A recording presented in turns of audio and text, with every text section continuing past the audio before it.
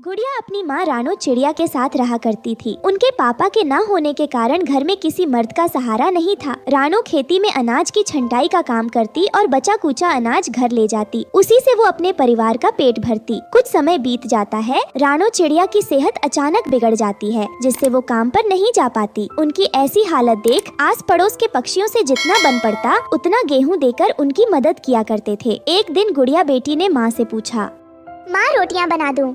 मटके में गेहूं पड़ा हुआ है जिसे छांटना है।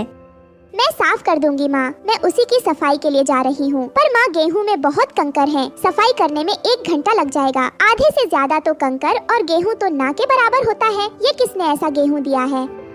मुफ्त में मिला हुआ गेहूं ऐसा ही तो होगा बेटा, अपनी किस्मत में यही लिखा है बेटी। तभी दरवाजे पर ढोल बजाते हुए एक बाबा आए। गरीबों की सुनो, वो तुम्हारी सुनेगा। तुम 1 पैसा दोगे, वो 10 लाख देगा। बाबा हमारे पास कुछ नहीं, आप अगले घर जाइए। दहलीज पर आए हुए बाबा को खाली हाथ नहीं भेजा करते। जो है वह दे दो बेटी।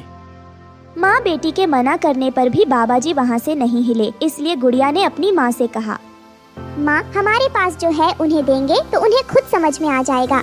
फिर गुड़िया कंकर से भरा हुआ गेहूं वो बाबा को देने जाती है। ये देख बाबा गुड़िया चिड़िया की ओर देखते रहे। बाबा हमें क्षमा कीजिए, हमारे पास इसके अलावा और कुछ नहीं, इसीलिए हम आपको देने से मना कर रहे थे। हमें गलत मत समझिए। कोई बात नहीं बच्चा, क्या हुआ? पुण्य खाली नहीं जाता। ये लो तुम्हारे लिए ये बक्सा। ऐसा कहकर बाबा जी ने एक बक्सा वहाँ प्रकट किया। इस बक्से में तुम जो भी डालो, जो भी मांगो, वो तुम्हें मिलेगा।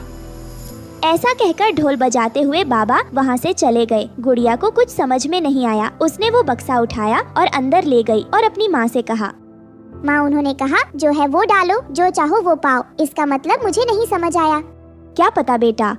उसके बाद गुड़िया ने मटके से गेहूं निकालकर उसे साफ किया और माँ से कहा, माँ आज मुझसे जितना बन पड़ा मैंने गेहूं की सफाई कर दी और मुझसे नहीं होगा, बाकी मैं कल करूँगी। सफाई किए हुए गेहूं मैं इस बक्से में डाल देती हूँ।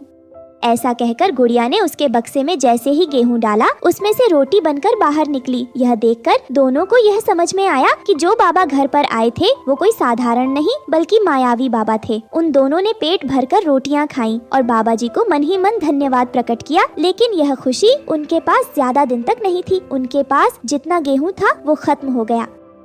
माँ हमारे पास जितना गेहूं था सब खत्म हो गया। मैं खेत जाकर गेहूं की छटाई कर आती हूँ, थोड़ा गेहूं मिल जाएगा। बेटा अब फसल की कटाई हो गई है, उस जमीन पर अब कुछ नहीं मिलेगा। अब वहाँ भेड़ बकरियाँ घूम रही होंगी। अब हम क्या करें माँ?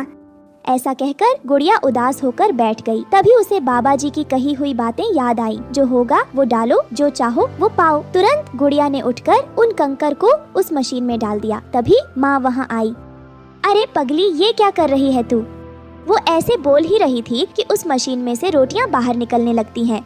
माँ इसका मतलब हम इसमें जो भी डालेंगे तो उसके बदले में हम रोटियां ही मिलेगी। माँ हमें अब कुछ नहीं करना पड़ेगा। हम इसमें कंकर भी डालेंगे तो उसके बदले में हमें रोटियां ही मिलेगी। हम रोटियों को बेचकर घर चला सकते हैं। हाँ ये बढ़िया सोच है। उसके अगले ही दिन से वो दोनों रोटियां बनाकर बेचना शुरू करती है। उनकी रोटियों का स्वाद बहुत ही अच्छा होने के कारण उनके पास पक्षियों की भीड़ लगने लगी। धीरे धीरे उन लोगों ने बहुत पैसा कमाया। ये सब उस जंगल में रहने वाले कालू कौवा से देखा ना गया। ये गरीब माँ बेटी रोटियां बेचकर इतना कैसे अमीर हो सकती हैं? कुछ तो दाल में काला है। आज रात पता लगाता हूँ। कालू रात होते ही रानो के घर की खिड़की से झांककर देखने लगता है। माँ कल के लिए मैंने ये कंकर लाकर रख दिए हैं। कल सुबह रोटियां बेचने हमें जल्दी चलना है। कंकर से रोटियां? कुछ समझ नहीं आया। कालू बेटा यहाँ पूरी दाल ही काली है। कालू ऐसा सोचकर वहाँ से चला जाता है। सुबह होते ही गुड़िया वो कंकर उस बक्से में डालती है और उसमें से रोटियां बाहर आने लगती हैं। दूर बैठा कालू कौवा ये सब देख रहा था। अब आया ना ऊंट पहाड़ के नीचे। मुझे कैसे भी ये जादुई बक्सा चुराना होगा और मैं फिर घर बैठकर रोटियां तोड़ूंगा। कालू अपने घर जाकर जादुई मशीन चुराने का प्लान बनाने लगा। वहीं दूसरी तरफ रोटी ले लो, गर्मा गर्म रोटियां ले लो, ताजा ताजा आटे की रोटियां ले लो। कुछ ही देर में उनकी सारी रोटियां बिक जाती हैं और वो अपना ठेला लेकर घर चली जाती है। ठेले को पेड़ के पास खड़ा करके जब अपने घोंसले में आती है तो अपना सर पीट लेती है। हे ऊपर वाले, हमारे घर किसने चोरी की? कौन हमारा बक्सा चुरा कर ले गया? कितने दिनों बाद हमारे घर खुशियाँ आई थी और वो भी कोई चुरा ले गया। माँ, आप परेशान ना हो, वो बाबा का जादुई बक्सा कहीं नहीं जाएगा, वो हमें जरूर वापस मिल जाएगा। अब मैं इसमें कंकर डाल देता हूँ और फिर मजे से रोटियाँ खाऊंगा। कालू कौवा जैसे ही उसमें कंकर डालता है, उसमें से एक जोर का बिजली का झटका कालू को लगता है और जोर के झटके के कारण उसका घोंसला आग की चपेट में आ जाता है। कालू जैसे तैसे करके अपनी जान बचाकर दूसरे जंगल भाग जाता है। अगली सुबह, माँ, मैं पानी लाने जंगल जा रही हूँ, आप अपना ध्यान रखना। गुड़िया पानी की तलाश में इधर उधर भटक रही होती है। तभी उसकी नजर झाड़ियों के पीछे पड़े जादुई बक्से पर जाती है। वो तो शायद जादुई बक्सा है। गुड़िया खुशी खुशी वो बक्सा उठाकर घर ले जाती है। इस तरह दोनों माँ बेटी की जिंदगी में खुशियाँ आ जाती हैं और वो रोटियाँ बेचकर अपना घर चलाने लगती हैं। दोस्तों, इस कहानी से हमें ये सीख मिलती है कि किसी से ईर्ष्या करके आप उस व्यक्ति का कुछ नहीं बिगाड़ सकते हैं, लेकिन अपनी नींद और सुख चैन को जरूर खो देते हैं, जैसे आज कालू कौवा के साथ हुआ। दोस्तों, हमें उम्मीद है कि आपको हमारी कहानी पसंद आई होगी। कृपया कमेंट करके बताएं कि आपको यह कहानी कैसी लगी और वीडियो को लाइक और शेयर करना न भूलें। अगर आप हमारे चैनल पर नए हैं तो सब्सक्राइब जरूर करें। धन्यवाद। रामपुर गांव में एक किसान रहता था। उसके पास एक बिल्ला था जिसका नाम बिल्लू था और एक मुर्गी थी। एक दिन किसान मुर्गी को दाना डालते हुए मुर्गी से कहता है, खा ले और दाना खा ले, बस दाना ही खाते रहना। आज तक तूने मुझे एक अंडा तो दिया नहीं। छोटी सी थी जब तुझे जंगल से उठाकर लाया था और तब से तुझे पाल रहा हूँ। अब तक तो तू सिर्फ मेरे ऊपर बोझ ही बनी हुई है। तुझसे तो अच्छा मेरा बिल्लू बिल्ला है। अपने मालिक किसान की यह बातें सुनकर वो बिल्लू बिल्ला बहुत खुश हो रहा था। म्याऊ म्याऊ। मालिक, मैं तो खुद भी इस मुर्गी की ताल में हूँ। अगर मेरा बस चले तो मैं आज ही इस मुर्गी को खा लूँ। म्याऊ। इसके बाद किसान खेतों में काम करने के लिए वहाँ से चला जाता है। ऐसे ही कुछ दिन गुजर जाते हैं और एक दिन मौसम बहुत ज्यादा खराब हो जाता है और बारिश किसी भी समय हो सकती थी। मौसम भी बहुत खराब हो चुका है और मुझे विश्वास है कि अगर बारिश हो गई तो मालिक मुझे पूछेंगे तक नहीं। और तो और मालिक का वो बिल्लू बिल्ला मेरी जान का दुश्मन बना हुआ है। ऐसा ना हो कि आज मैं उस बिल्ले का शिकार बन जाऊं। मैं जल्दी से यहाँ से निकल जाती हूँ। इधर किसान घोड़े बेचकर सुकून की नींद सो रहा था और किसान के बिल्लू बिल्ला को इसी मौके की तलाश थी। म्याऊ। मौका बहुत अच्छा है और मालिक भी सुकून से सो रहा है। आज वो मुर्गी मेरे हाथों से नहीं बचेगी। म्याऊ। इतना कहकर वो बिल्लू बिल्ला वहाँ से चला जाता है और किसान इस बात से बेखबर सुकून से सोया हुआ था। और बिल्लू बिल्ला जब मुर्गी के दरबे में पहुँचता है तो पर वहाँ पर मुर्गी नहीं होती। यह देखकर वो हैरान रह जाता है कि वहाँ पर तो मुर्गी थी ही नहीं। म्याऊ। अरे मेरा शिकार कहाँ चला गया? पहले तो कभी ऐसा हुआ ही नहीं कि मुर्गी यहाँ पर ना हो। मुर्गी पता नहीं कहाँ चली गई। इधर वो बेचारी मुर्गी उस बिल्लू बिल्ला से बचने के लिए तेज बारिश में भागे ही जा रही थी। वहीं दूसरी तरफ रानो चिड़िया की बेटी गुड़िया का बुखार था कि उतरने का नाम ही नहीं ले रहा था। ऊपर से मौसम भी बहुत खराब था। रानो चिड़िया को कुछ समझ नहीं आ रहा था कि वो क्या करे।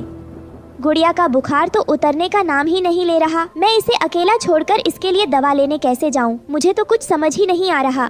रानो चिड़िया इसी चिंता में थी। तभी उसे बाहर से कुछ आवाज सुनाई देती है। अरे ऐसे खराब मौसम में बाहर कौन हो सकता है? मुझे खिड़की से बाहर देखना चाहिए।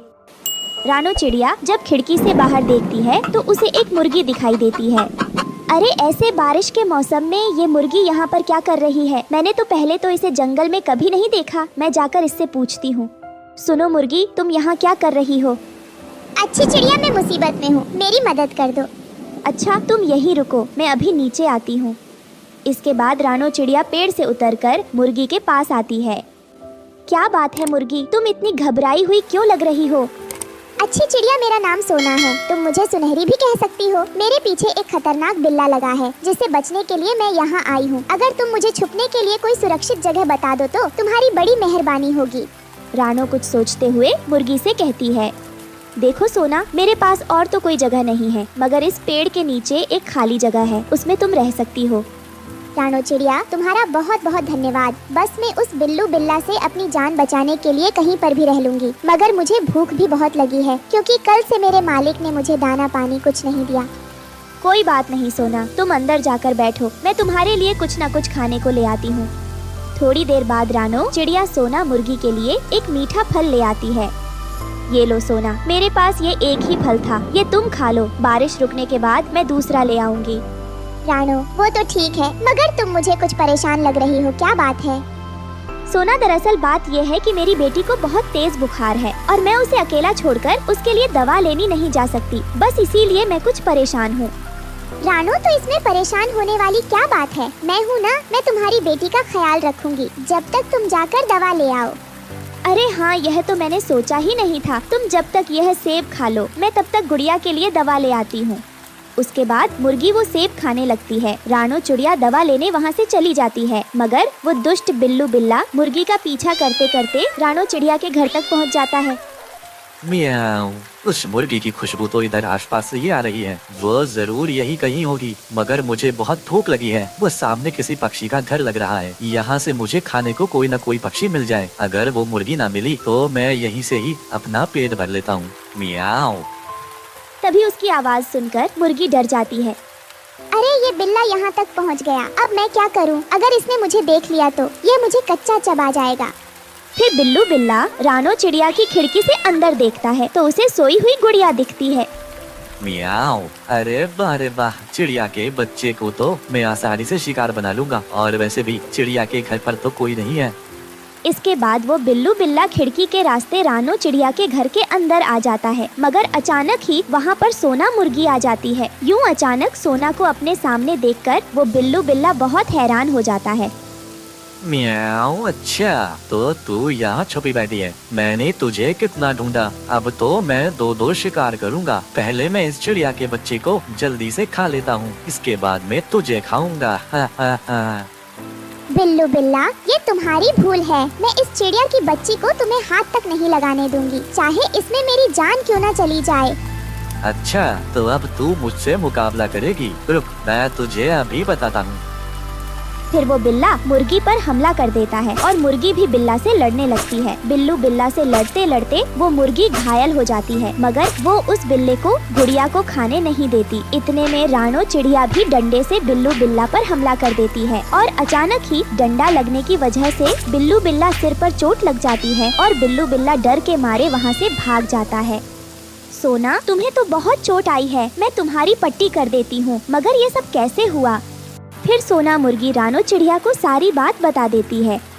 शाबाश सोना, आज तुमने उस बिल्लू बिल्ला का सामना करके अपने अंदर के डर पर काबू पा लिया है। अगर हम जिंदगी में आगे बढ़ना चाहते हैं तो हमें अपने अंदर के डर को खत्म करना होगा। उसके बाद हम बुरे से बुरे हालात का भी सामना कर सकते हैं। सोना, तुमने मेरी बेटी की जान बचाई है, तुम्हारा बहुत बहुत धन्यवाद। और आज के बाद हम सब मिलकर एक साथ रहेंगे, तुम्हें किसी से डरने की कोई जरूरत नहीं है। फिर रानो चिड़िया लाई हुई दवा गुड़िया को पिला देती है। फिर रानो सोना मुर्गी की भी पट्टी कर देती है और दवा पीने के बाद गुड़िया बिल्कुल स्वस्थ हो जाती है। फिर सोना मुर्गी रानो और गुड़िया के साथ उनके घर में रहने लगी और रानो को भी सोना की शक्ल में एक वफादार दोस्त मिल जाती है। दोस्तों, हमें उम्मीद है कि आपको हमारी कहानी पसंद आई होगी। कृपया कमेंट करके बताएं कि आपको यह कहानी कैसी लगी और वीडियो को लाइक और शेयर करना न भूलें। अगर आप हमारे चैनल पर नए हैं तो सब्सक्राइब जरूर करें। धन्यवाद।